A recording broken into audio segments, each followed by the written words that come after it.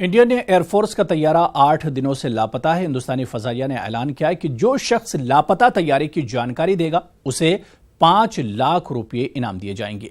Air marshal RD Mathur ने ऐलान किया है, जो भी इस ताल्लुक से जानकारी फराहम करेगा उसे 5 लाख का इनाम दिया जाएगा। इसके अलावा हिंदुस्तानी फजाइया हर तरह की कोशिशों में मसरूफ है। हिंदुस्तानी फजाइया का खोजी हेलीकॉप्टर लापता तैयारे की खोज में लगाया गया है।